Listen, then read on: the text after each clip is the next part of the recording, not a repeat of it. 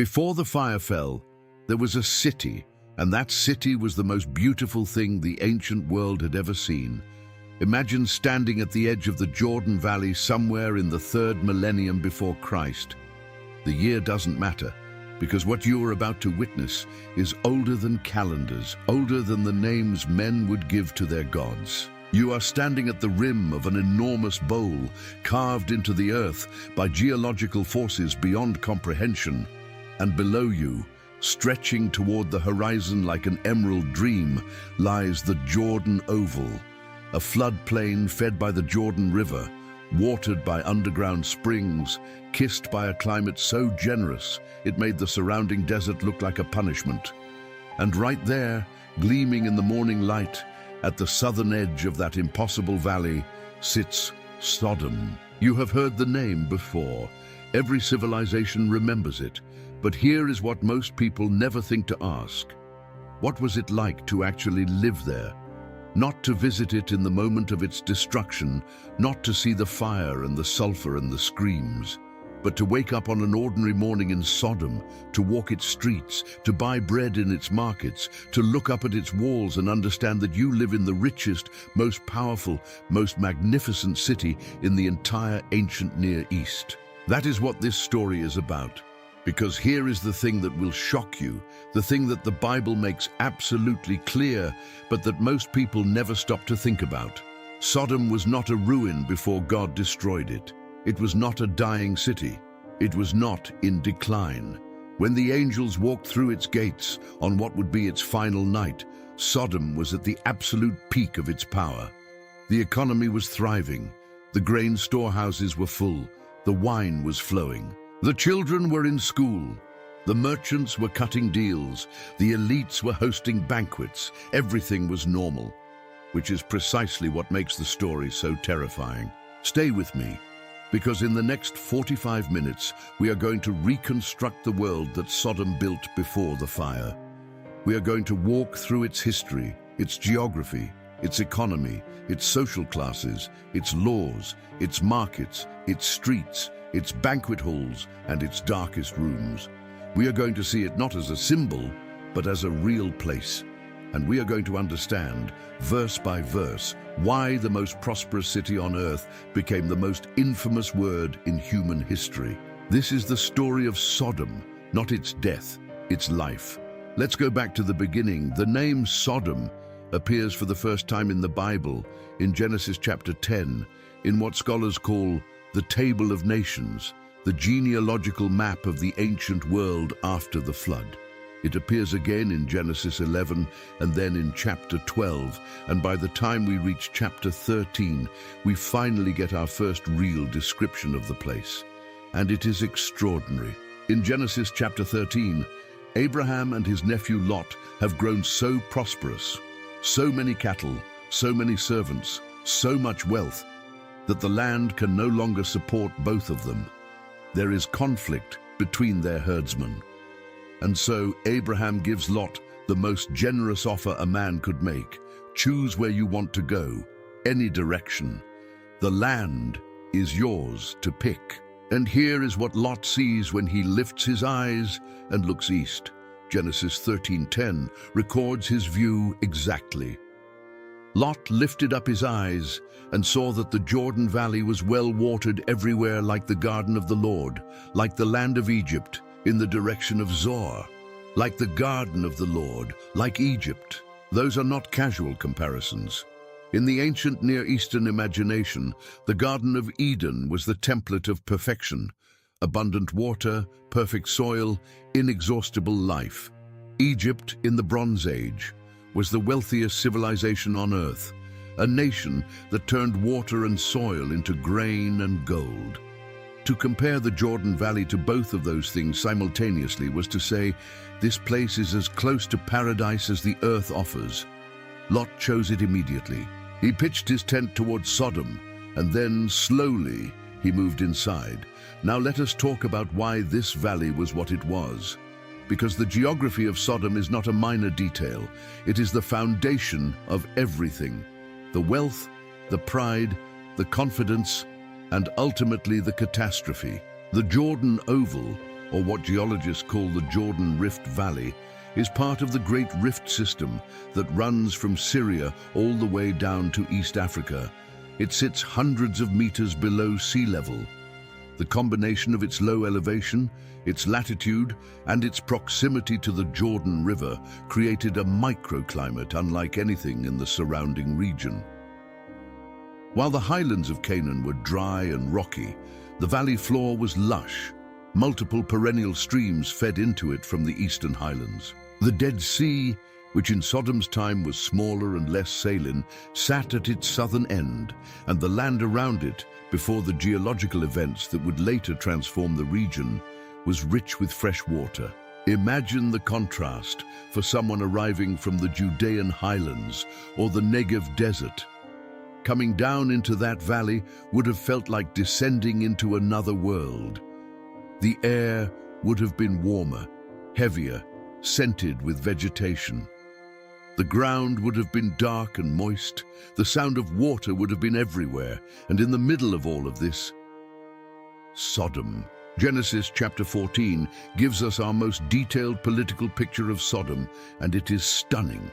In that chapter, we discover that Sodom was not alone. It was the leading city in a pentapolis, a league of 5 city-states: Sodom, Gomorrah, Admah, Zeboim, and Bela, also called Zoar. These 5 cities dominated the southern Jordan Valley, and together they had a king and a military alliance and a unified economy. Sodom's king at this time was a man named Bera, and his name, meaning in evil in the Hebrew, carries its own dark irony that the text does not explain, but leaves hanging like smoke. This pentapolis had been under the control of a northern power for 12 years. Genesis 14:4 tells us that for 12 years, the 5 cities had served a coalition led by Chedorlaomer, king of Elam, a region in what is today southwestern Iran. The ancient Near East in the Middle and Late Bronze Age was a world of empires and tributaries, of coalitions and vassals, and Sodom had been in the vassal column for over a decade. But in the 13th year, something shifted. The 5 cities rebelled. They stopped paying tribute, and in the 14th year, Chedorlaomer came to collect. Genesis 14:8-9 describes the confrontation. The king of Sodom, the king of Gomorrah, the king of Admah, the king of Zeboim, and the king of Bela, that is Zoar, went out, and they joined battle in the valley of Siddim with Chedorlaomer, king of Elam, Tidal king of Goyim, Amraphel king of Shinar, and Ariosh king of Elasar, 4 kings against 5. 4 kings against 5, and the 5 lost. What happened next tells us everything about what was in Sodom. Genesis 14:11-12. The enemy took all the possessions of Sodom and Gomorrah and all their provisions and went their way. They also took Lot, who was dwelling in Sodom, and his possessions, and went their way. All their possessions, all their provisions. The word in Hebrew for provisions is okel, food, sustenance, stored goods. The enemy armies carried away everything that was in Sodom's storehouses, and they still had enough to fill their caravans and march north. That is a statement about volume, about surplus, about a city that had accumulated so much that even after a catastrophic raid stripped everything. The city was still standing, its walls intact, its population alive. Because Sodom rebuilt. We know this because when Abraham intercedes for the city in Genesis chapter 18, in what may be the most remarkable negotiation scene in the entire Bible, Sodom is once again at full strength. The angels who visit Abraham at Mamre and then travel to Sodom find a city in full operation. There is no description of poverty or reconstruction. Lot is sitting in the gate of the city. The city gate in the ancient world was the seat of commerce, law, and civic life. Only a functioning, prosperous city has men sitting in the gate. If you want to understand what you would have found when you arrived at Sodom in the days of its greatest power, you need to understand the Bronze Age city. The city-states of the Levant and the Jordan Valley were not primitive settlements. They were sophisticated urban centers with walls, gates, administrative buildings, storage facilities, temples, houses of multiple stories, and complex water management systems.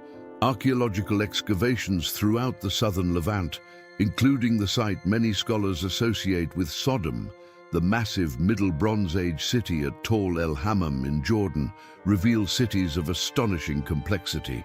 Tall El Hammam, excavated by Dr. Stephen Collins and his team beginning in the early 2000s, shows evidence of a major urban center with massive defensive walls, a lower city and an upper city, large public buildings, and evidence of extraordinary prosperity, followed by sudden catastrophic destruction consistent with an extremely high-temperature event. The walls of a city like Sodom would have been massive. Bronze Age defensive walls in the Levant were typically built from stone and mud brick, ranging from 3 to 8 meters thick and potentially 10 to 15 meters high, with towers at regular intervals. The city gate itself was a complex structure, not just a door, but an entire gatehouse with multiple chambers. In the ancient world, the city gate was where contracts were witnessed, disputes settled, goods inspected for taxation, travelers welcomed or turned away. It was the nervous system of civic life. Walking through Sodom's gate in the morning, when the city was alive, you would have stepped into a world of organized chaos. The lower city, the commercial and residential district that spread out beyond the Acropolis, would have been dense with activity.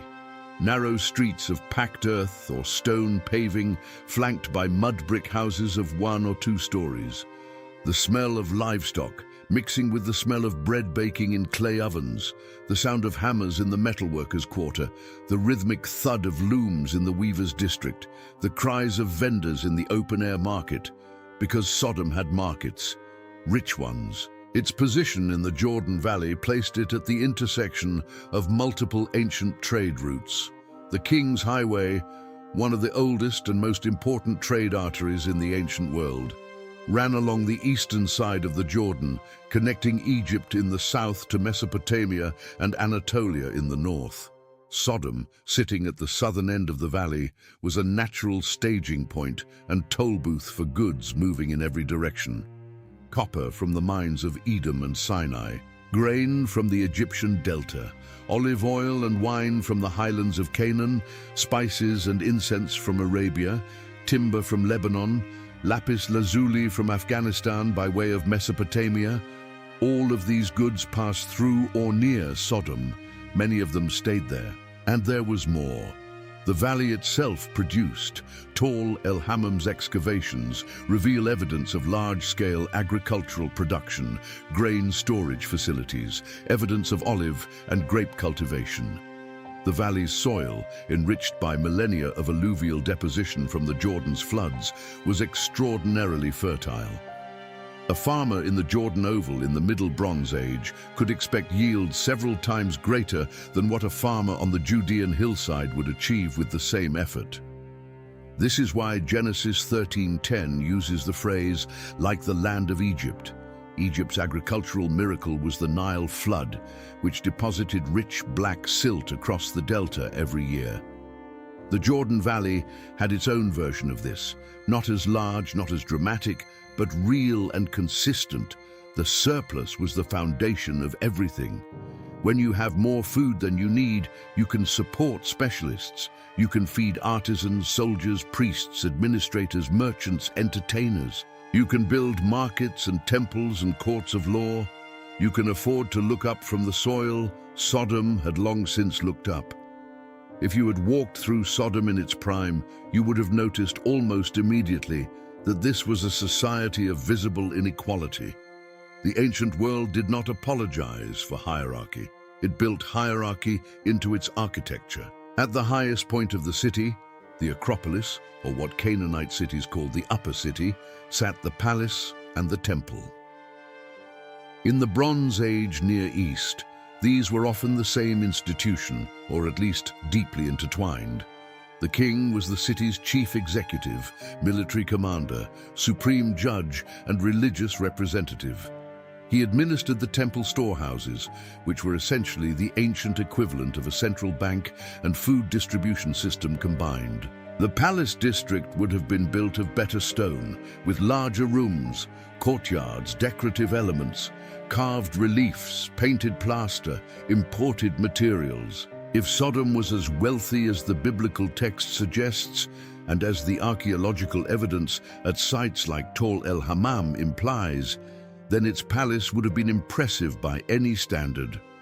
Mesopotamian palace architecture of the early 2nd millennium BC, which influenced Levantine cities, featured thick walls, enclosing a series of interconnected rooms arranged around central courtyards, formal reception halls, administrative archives, storage rooms stacked with sealed jars of oil, wine, and grain, dedicated quarters for the royal family, for scribes, for guards.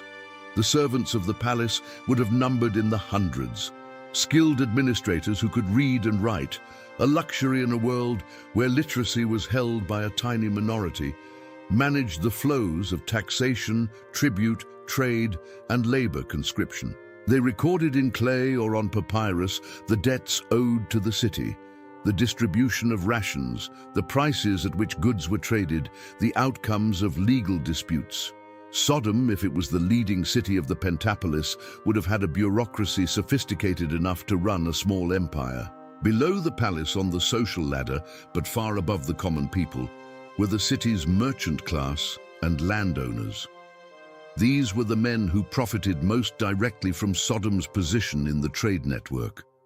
They owned caravans or shares in them. They advanced credit to smaller traders and collected the returns. They owned multiple houses in the city and fields outside it, worked by tenant farmers or slaves. They hosted banquets. They wore imported linen from Egypt, jewelry of gold and carnelian and lapis lazuli, garments dyed with the expensive purple extracted from murex shells. They were the visible face of Sodom's prosperity. They were also, as we will come to see, the face of its moral architecture. Below them, the artisans and skilled workers, the potters, metalworkers, weavers, dyers, tanners, bakers, brewers, and builders who filled the middle registers of the urban economy. These people worked long hours, lived in crowded neighborhoods, ate bread and lentils and barley porridge with occasional meat, paid taxes, and navigated a legal system that had been designed to protect property rights above all other rights. And below them, the poor, the migrant workers, the debt slaves, the foreigners without connections, the widows, the orphans, the people who arrived in Sodom with nothing and found that a city built on abundance had no particular interest in sharing it. We will come back to that. But first, because this is a story about what life actually looked like, let us talk about the market. The market of an ancient Levantine city was not a building. It was a space, often near the city gate or in an open square within the lower city, where vendors set up each morning and packed up each evening. Imagine it. The light is still low, reddish and cool when the first sellers arrive, pulling carts or carrying baskets on their shoulders or on the backs of donkeys. Here, a woman from the countryside with a load of dried figs and a clay jar of olive oil. There, a fisherman who walked through the night from the Jordan River with a basket of preserved fish wrapped in salt. Here, a potter with a display of bowls and storage jars arranged in careful rows on a mat of woven reeds. There, a metalworker with knives and tools and bronze fittings for doors. Here, a spice merchant with small clay pots of cumin, coriander, and cinnamon, the last having traveled thousands of miles from the forests of Sri Lanka along chains of trade so long that neither buyer nor seller could have traced their origins. The currency of the ancient world before coinage was primarily weighed metal, silver, in rings or ingots measured on small balance scales. But barter was also universal. A jar of oil for a jar of grain, a bronze knife for 3 days of labor. The values were set by custom, by negotiation, by the power dynamics between buyer and seller. And in Sodom, those dynamics were well established. The city's legal system would have governed the market. Ancient Near Eastern law codes, we have the Code of Hammurabi from Babylon, dating to roughly the same period as Sodom's height, and earlier codes from Ur-Nammu, give us a detailed picture of how Bronze Age cities regulated economic life, fixed prices for certain goods, rules about false weights, contracts witnessed at the city gate, legal remedies for fraud, for non-payment of debts, for property disputes. The law was elaborate, sophisticated, and heavily weighted toward the protection of those who already had property. For the rich, the law was a tool of consolidation. For the poor, it was often a mechanism of extraction. A man who could not pay his debts could be sold into debt slavery, himself and his children. A widow without a powerful male relative to advocate for her had essentially no legal recourse if her neighbors seized her land. A foreigner who arrived without connections and made the wrong enemy could find himself stripped of everything he owned through a legal process he did not understand and could not contest. This is not unique to Sodom. This is the structure of virtually every ancient Near Eastern city-state. The law existed. It was real. It was even in some respects sophisticated. But justice in the sense of protection for the weak, was a different matter. And here is where the city of Sodom begins to reveal something deeper. Because the Bible's indictment of Sodom is not primarily about a single type of sin. It is about a total collapse of the moral architecture that was supposed to hold the community together. And the most detailed description of that collapse comes not from Genesis, but from a prophet who lived centuries later and understood exactly what had happened. In Ezekiel chapter 16, God is speaking to Jerusalem, comparing it to Sodom, not to flatter Jerusalem, but to condemn it through comparison. And in verse 49, God says something that should stop every reader cold. Behold, this was the guilt of your sister Sodom. She and her daughters had pride, excess of food, and prosperous ease, but did not aid the poor and needy. Pause on that. The guilt of Sodom, as God defines it, begins with three things: pride, excess of food, prosperous ease. Three things that describe a city at the absolute peak of its wealth and power. And then, as if the wealth is not itself the problem, but merely the incubator of the problem, the text continues. They did not aid the poor and needy. They were rich, they had too much, and they chose to keep it. Ezekiel 16:50 adds, "They were haughty and did an abomination before me, so I removed them when I saw it." Haughty. That word in Hebrew is gava, to be elevated, exalted, to look down from above. It is the posture of a society that has confused its prosperity with its virtue, that has looked at its full storehouses and its gleaming markets and its grand palace and concluded, we deserve this, we have earned this, and those people who are hungry outside our gate, they have not.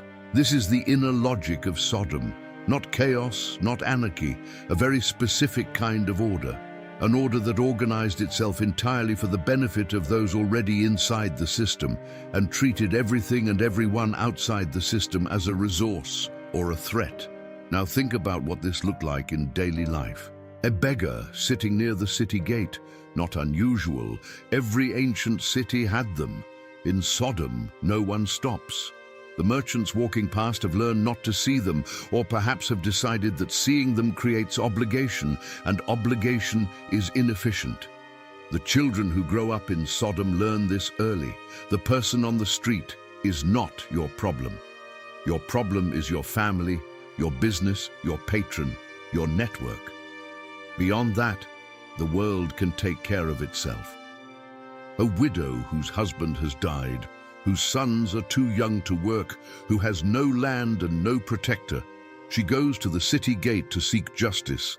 The men there listen politely, or not politely, and explain that without a male advocate, a kinsman redeemer. In the language of later Israelite law, she has no standing. She goes home with nothing. She goes back the next week, and the week after that. And eventually she stops going, because Sodom is not a city where persistence is rewarded. It is a city where power is rewarded. A family of travelers who arrived 3 months ago from a city to the north. They came because they heard about the prosperity. They had skills. The father was a carpenter, the mother a weaver. But they arrived without connections, without a patron, without anyone to vouch for them. They rented a small room in the lower city. They worked. They paid their taxes. And then, someone with more power wanted what little they had built. The legal process moved swiftly and efficiently. The family is now on the street. This is Sodom, at the level of the ordinary day. But there is another level. And this one is where the Bible's language becomes more explicit and more disturbing. Genesis 18 tells us that the Lord said to Abraham, "Because the outcry against Sodom and Gomorrah is great, and their sin is very grave, I will go down to see whether they have done altogether according to the outcry that has come to me." There is an outcry reaching to heaven, a Hebrew word, tze'akah, that is specifically used for the cry of the oppressed, the violated, those who have been done irreparable harm and have no earthly recourse. It is the same word used in Exodus when the Israelites cry out from under their slavery in Egypt. Something was being done in Sodom that was generating a cry of such magnitude it reached the throne of God. And in Genesis 19 we see a specific expression of it. When the 2 angels arrive in Sodom at evening, disguised as men, because this is how angels travel in the ancient stories, cloaked in ordinary flesh, Lot sees them at the gate. He rises to meet them. He bows his face to the ground. He pleads with them to come to his house, to wash their feet, to spend the night. He is insistent, the text says, almost desperate. Why? Because Lot knows what happens to strangers in Sodom at night. He has lived there long enough to know. The angels initially decline. "We will spend the night in the town square," they say, Genesis 19:2. This is the ancient custom of hospitality in the Near East. Travelers who have no host often sleep in the open plaza near the gate. In most cities of the ancient world, this was unremarkable, even ordinary. The laws of hospitality, what the ancient Greeks would call xenia, and what the ancient Near East encoded in its deepest social customs, demanded that travelers be received with protection and dignity. In Sodom, the town square was not safe. Lot knows this.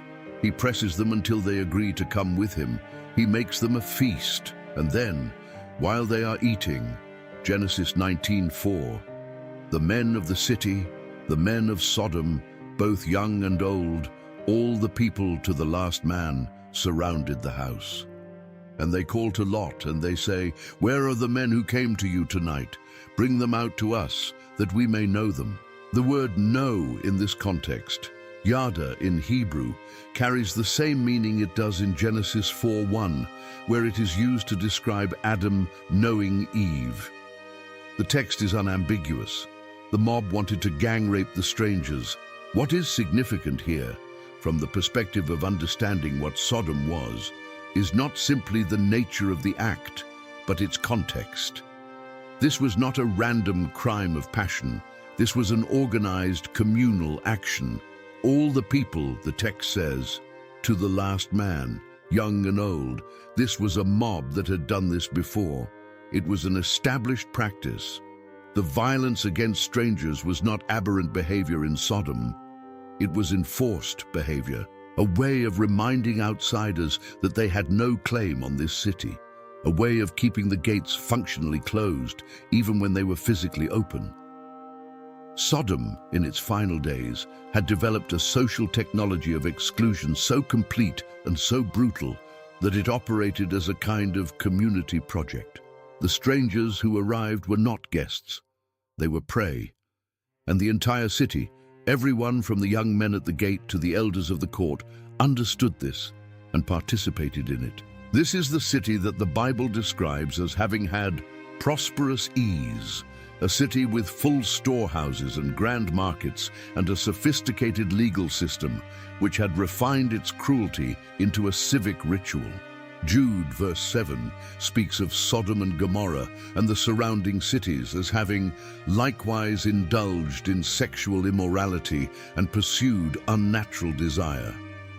2 Peter 2:7-8 tells us that Lot was greatly distressed by the sensual conduct of the wicked, and that he was tormenting his righteous soul over their lawless deeds that he saw and heard day after day. Day after day. This was not a city that occasionally lapsed into violence. It was a city that had normalized its violence to the point where even a righteous man living inside it, a man who had seen it every day for years, was still, after all that time, tormented by it. Because righteousness does not callous over, Lot could not stop seeing it, could not stop hearing it, and could not stop it. Think about what that means for the interior life of the city. There must have been people in Sodom, not everyone, perhaps not even most people, but some, who were uneasy, who went about their days with a background hum of wrongness that they could not name and did not try to name, because naming it would have required acknowledging it, and acknowledging it would have required doing something about it, and doing something about it would have cost them everything. There were probably people in Sodom who were kind to their children and cruel to strangers, and who felt no contradiction in this, because the children were inside the circle of belonging and the strangers were outside it. There were probably people in Sodom who loved their work, who were skilled at their craft, who took pride in a well-made pot or a clean-cut stone or a perfectly balanced set of scales, and who went home each evening past the man begging at the corner and did not look at him, not because they were monsters, but because they had learned that the price of peace in Sodom was not looking. There were probably people in Sodom who attended the city's religious rituals, and they had them because every Bronze Age city did, who burned their offerings and spoke their prayers and believed genuinely that the divine powers were pleased with them, because the grain was growing, because the trade was flowing, because the walls were standing. These were the signs of divine favor in the ancient world. If the gods were angry, crops failed and walls fell. The crops were not failing. The walls were not falling. Therefore, approval. This is the most seductive lie a prosperous society tells itself, that its success is evidence of its virtue, that abundance is a reward, that the fact that things are working for us, for our class, for our city, means that we must be doing something right. It is a lie as old as civilization, and Sodom believed it completely. Now, if you would share this with someone who needs to see this story from a new perspective, take a second to like and share. What we're uncovering here about Sodom is something most people have never heard before, and there's much more still to come. Let us talk about what the city looked like at night. The ancient city did not have street lighting. After sunset, the city was dark in a way that modern people have almost no frame of reference for. A darkness cut only by oil lamps in windows and doorways, by torch-lit temple courtyards, by the fires of braziers in the homes of the wealthy. The streets of the lower city became genuinely dangerous in the dark. Not just in Sodom, in every ancient city. Travelers were warned to find accommodation before nightfall. Doors were barred, windows shuttered, but in Sodom there was an additional dimension to the darkness, because in Sodom the danger of the night was not random, it was organized. The mob that surrounded Lot's house in Genesis 19 came at night, and it came with the kind of coordination that implies prior arrangement. These were not men who happened to all be awake at the same hour and spontaneously had the same idea. They were men who knew what they were going to do. They had done it before. Consider for a moment the social organization required to maintain that kind of systematic violence. The mob in Genesis 19 is described as including both young and old. This means it was not a youth gang, not a fringe element. It was a cross-generational institution. The older men in the crowd had presumably participated when they were young. They had passed the practice on. The young men now participating would, in time, do the same with the next generation. This is how a culture perpetuates its darkest elements, not through sudden corruption, but through gradual transmission. The child grows up seeing certain things treated as normal, certain people treated as less than human, certain acts treated as acceptable or even expected. And over time, the capacity for moral revision shrinks because the cultural baseline has shifted so far from any other reference point. Lot's sons-in-law, mentioned briefly in Genesis 19:14, had grown up in this world. When Lot went to warn them that the city was about to be destroyed, he seemed to his sons-in-law to be jesting. They could not take the warning seriously, not because they were stupid, but because their entire frame of reference was Sodom. The city was fine. The city was always fine. The city was the greatest city in the region. Why would it be destroyed? This is perhaps the deepest tragedy in the Sodom story, not the destruction itself, but the complete inability of those inside the city to see what was coming. Not because the signs were hidden, God himself had been watching and waiting, but because the very success of Sodom had made its inhabitants blind to the rot at its core. You cannot see the disease in a city that is still making money and throwing parties. Let us reconstruct what those parties might have looked like. Feasting in the ancient Near East was not just pleasure, it was politics. The palace banquet, the temple feast, the merchant dinner, these were carefully choreographed displays of status and alliance. Who sat where, who was invited, what was served, how much. All of it communicated something about power, about relationships, about where you stood in the hierarchy. A Sodom feast at the palace level would have been something to behold. Long tables, or more likely, guests reclining on cushions arranged around a central space, as was common in ancient Near Eastern elite culture. The food would have reflected the trade connections of the city: roasted meats, a variety of grains prepared multiple ways, legumes stewed with spices, fresh vegetables from the valley's gardens, preserved fish, olives, dates, figs. Wine, and the Jordan Valley in the Bronze Age produced wine of excellent quality, fermented in large clay storage jars and transferred to smaller serving vessels. Entertainment was standard at elite banquets in the ancient Near East. Musicians, harps, drums, flutes, lyres, singers, possibly dancers. The wealth of Sodom's merchant class would have supported professional entertainers, artists who had made a career of moving from banquet to banquet in the homes of those who could afford them.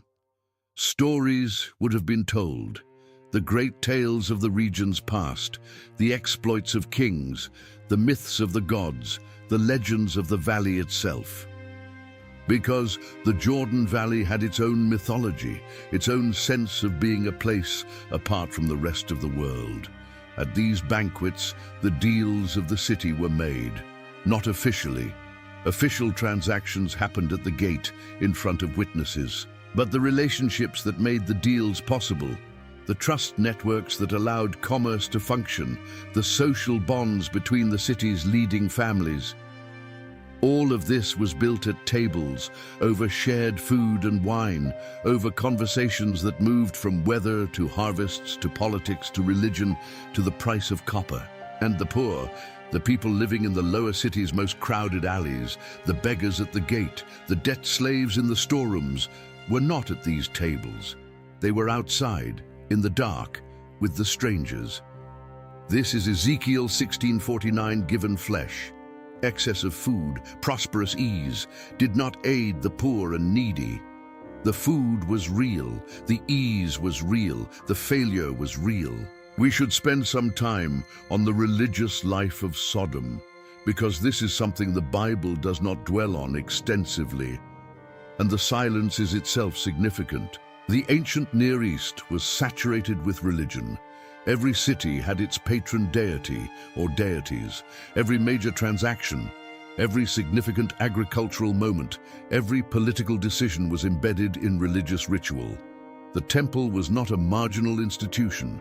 It was the center of urban life, the largest employer, the most important storage facility, the primary welfare institution, such as it was, and the symbolic expression of the city's identity and its relationship to the divine. What gods did Sodom worship?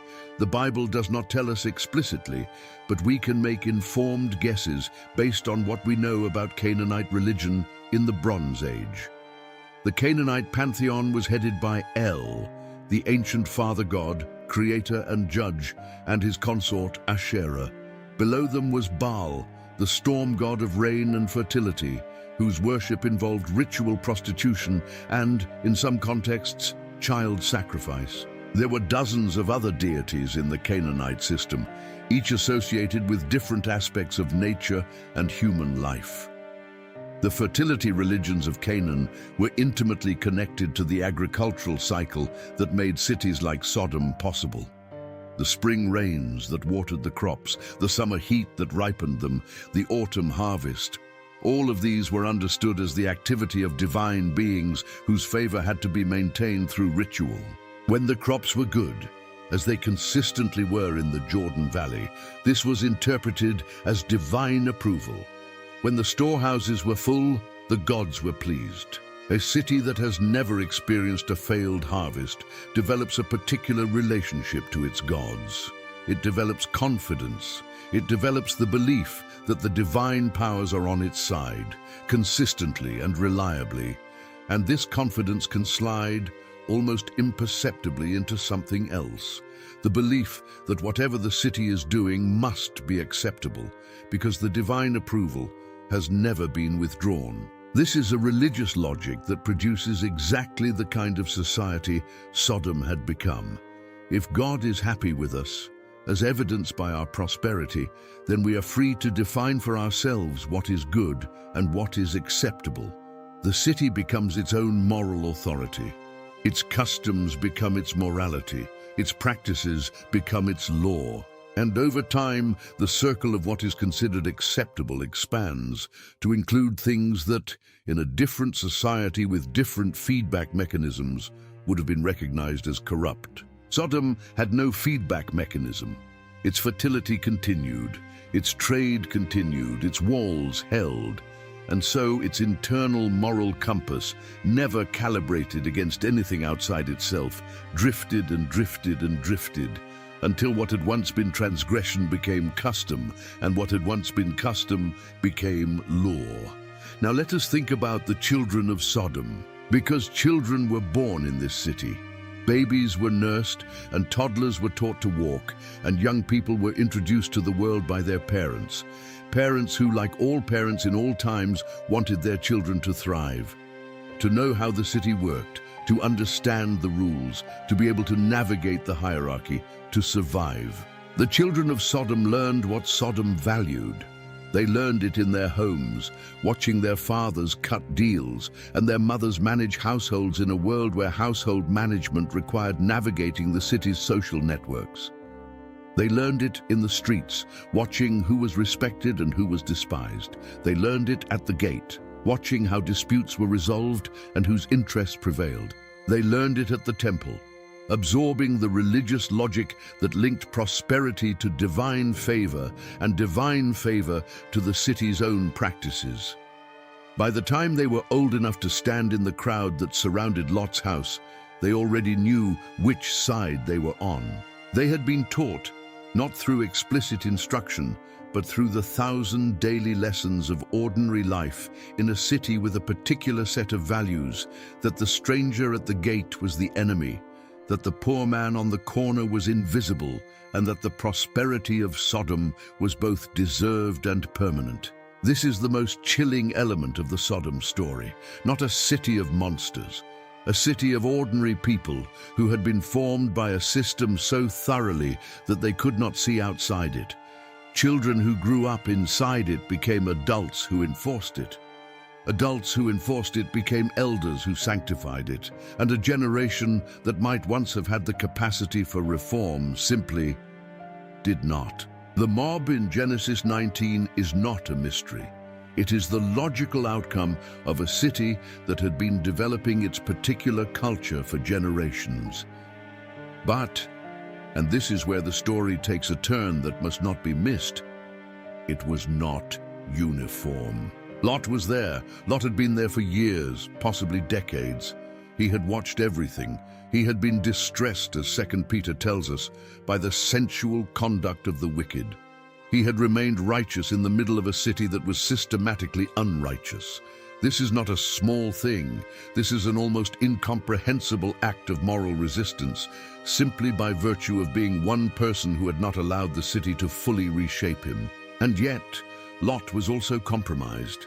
He had moved towards Sodom in Genesis 13. He had moved into it. He had his sons-in-law there. His daughters were betrothed to men of the city. His household was embedded in Sodom's life and economy. When the mob comes and he goes out to try to dissuade them, his solution, offering his daughters instead, is itself horrifying. He has been shaped by Sodom too, in ways he does not fully understand. He is righteous and broken at the same time, which is perhaps the most human thing in the entire story. Abraham was not in Sodom, and this matters. In Genesis 18, when the three visitors come to Abraham at Mamre and tell him what is about to happen, Abraham does something extraordinary. He negotiates with God. He stands before the Lord and asks, one step at a time, if the righteous people in the city can save it. Suppose there are 50 righteous within the city. Will you then sweep away the place and not spare it for the 50 righteous who are in it? God says yes, he will spare it for 50. Abraham goes lower, 45, 40, 30, 20, 10. For the sake of 10, I will not destroy it, God says. Genesis 18:32, 10. If there had been 10 righteous people in Sodom, the city would have stood. There were not 10. This number hangs over the entire story like a verdict. Not 100, not 50, 10. A single extended family, a single circle of friends who had chosen differently, a small enough community that you could fit them around a dinner table.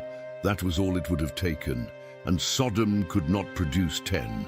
Not because righteousness was impossible in Sodom, Lot proves it was possible, but because the system that Sodom had built was so total, so encompassing, so effective at rewarding conformity and punishing dissent, that almost everyone who entered it was eventually absorbed by it. The city was very good at making people sodomites. It had had generations of practice. Now we come to the final days. The angels arrive in the evening. Lot sees them and recognizes something. The text does not say what he recognizes, only that he rises and bows, something you do for visitors of unusual significance. He brings them in. He makes a feast. Unleavened bread, quickly made, the bread of urgency of departure of the road, they eat, and then the mob comes. The evening had been ordinary until that moment. The city's sounds, voices, animals, the creak of wooden doors, somewhere the sound of music from a house where people were still celebrating something. All of this continues in the background while the angels eat and while Lot begins to understand what is happening. And then the sound of feet, many feet, the sound of voices demanding, coordinated. The mob surrounds the house, and Lot goes out. He closes the door behind him. He appeals to them. I beg you, my brothers, do not act so wickedly. He offers his daughters a terrible offer, a sign of how completely he has been shaped by a world in which women's safety was a secondary consideration. The mob does not want the daughters. The mob wants the strangers, and they turn on Lot himself. This fellow came to sojourn, and he has become the judge. Now we will deal worse with you than with them. Genesis 19:9. This line is worth pausing on. He has become the judge. For years, apparently, Lot had objected, had spoken against things, had refused to fully participate, and the city's patience with him had run out. The fact that they had tolerated him this long was perhaps a function of his wealth, his connections, his sons-in-law inside the city's social network. But in this moment, the mask comes off. He is not truly one of them. He has never been. And now that strangers have arrived who they want and Lot is blocking the way, the accumulated resentment of years surfaces. We will deal worse with you than with them. The angels pull Lot inside. They strike the men of the mob with blindness, a word in Hebrew, sanvarim, that suggests a blinding disorientation, a sudden inability to find the door, and even blind, Genesis 19:11 tells us. They wore themselves out groping for the door. The blindness did not deter them. The blindness did not produce reflection or retreat. Even robbed of their sight, the men of Sodom kept reaching for the door of Lot's house, groping for the handle, trying to complete what they had come to do. That image is almost too much to hold. A street full of men, blind, still reaching, still trying. The desire had become so automatic that even its object had been removed, and they kept moving toward where it had been. That is what a city looks like when it has crossed a point of no return. The angels speak to Lot with great urgency. Have you anyone else here? Sons-in-law, sons, daughters, or anyone you have in the city, bring them out of the place. Genesis 19:12. Anyone. The invitation is still open. If there are people in Sodom who will come, they can come. Lot goes to his sons-in-law. He tells them. They think he's joking. He comes back alone. When morning comes, when the first light of what would be the last day begins to color the eastern sky, the angels press Lot. Up, take your wife and your 2 daughters who are here, lest you be swept away in the punishment of the city. Genesis 19:15. And Lot lingers. This is perhaps the most human moment in the entire chapter. Lot knows the city is about to be destroyed. He has been told by divine messengers. He has seen them strike a mob blind, and he lingers. He stands at the threshold of his house, and he looks at the city he has lived in for so many years, and he cannot make himself move. The angels take him by the hand. They take his wife and daughters by the hand. Genesis 19:16. The Lord being merciful to him. They lead them out of the city and set them outside. And then the command, escape for your life. Do not look back or stop anywhere in the valley. Escape to the hills lest you be swept away. Genesis 19:17. Lot and his family walk away from Sodom in the early morning. The city is still there behind them. The markets are still set up. The merchants are waking and making their plans. The palace scribes are recording yesterday's transactions. The children are beginning to stir. The ordinary morning routine of the richest city in the ancient world is beginning, and Sodom does not know. That is the detail that will not leave you once you have sat with it. The city does not know, not one of them, except for the 4 people walking away from it in the pale light of morning, knows what is about to happen. Not the merchant who is already calculating the day's profit. Not the elder who is preparing to take his place at the gate, not the child who is eating breakfast, not the priest who is lighting the morning fire on the altar of the city's god. They are going about their morning, their ordinary, prosperous, well-fed morning, and the judgment is already in motion. Jesus, centuries later, would reference this moment in Luke 17:28-29 with devastating simplicity. Likewise, just as it was in the days of Lot, they were eating and drinking, buying and selling, planting and building. But on the day when Lot went out from Sodom, fire and sulfur rained from heaven and destroyed them all. Eating, drinking, buying, selling, planting, building. The utterly normal activities of a functioning city, listed with no irony, no dramatic description, no indication that anything was wrong, until the final clause, which arrives like an axe. Fire and sulfur rained from heaven and destroyed them all. The normalcy is the horror. Then the sun had risen on the earth when Lot came to Zoar. Genesis 19:24-25. The Lord rained on Sodom and Gomorrah sulfur and fire from the Lord out of heaven, and he overthrew those cities and all the valley and all the inhabitants of the cities and what grew on the ground. And Lot's wife looked back. We are not told why. We will never know why. Perhaps she could not believe it. Perhaps there was someone she loved still in the city, a friend, a neighbor, a woman she had known for 30 years who had been kind to her children. Perhaps the sound reached them, a roar, a crack, a wave of heat, and she turned instinctively, the way every human being turns toward catastrophe before their rational mind can intervene.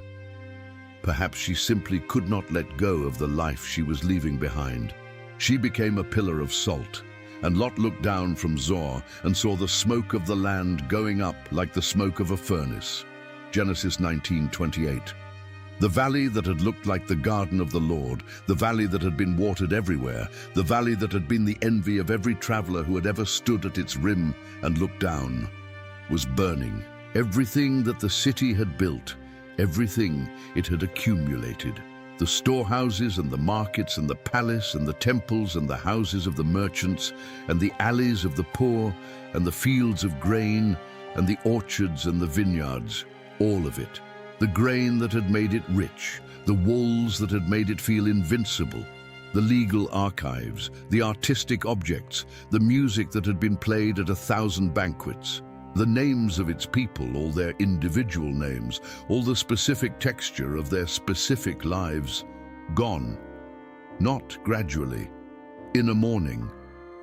And if you are watching this and thinking that Sodom is only a story from the past, a cautionary tale about an ancient city in an ancient valley that no longer exists, I want to ask you to consider one thing before you go. The prophet Ezekiel did not tell the story of Sodom to explain Sodom. He told it to explain Jerusalem. He told it to the people of God who were living in a prosperous city and going about their ordinary days and attending their religious rituals and building their houses and conducting their commerce and not looking at the poor man at the gate. And he said, "This is what your sister city looked like." And you know how that ended. Every generation has to decide whether the prosperity it has been given is a trust or a trophy, whether the abundance around the table is meant to stay at the table or to flow toward those outside it, whether the stranger at the gate is a threat to be repelled or a human being to be received. Sodom decided.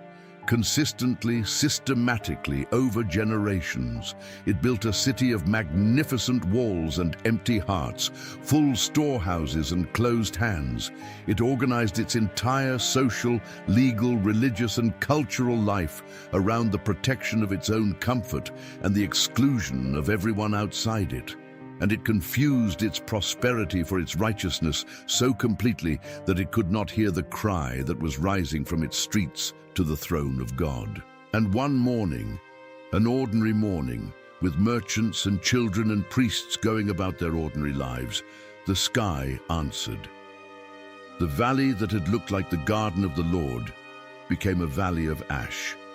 And Sodom was remembered, not for its wealth, not for its architecture, not for the sophistication of its markets or the efficiency of its legal system or the quality of its wine.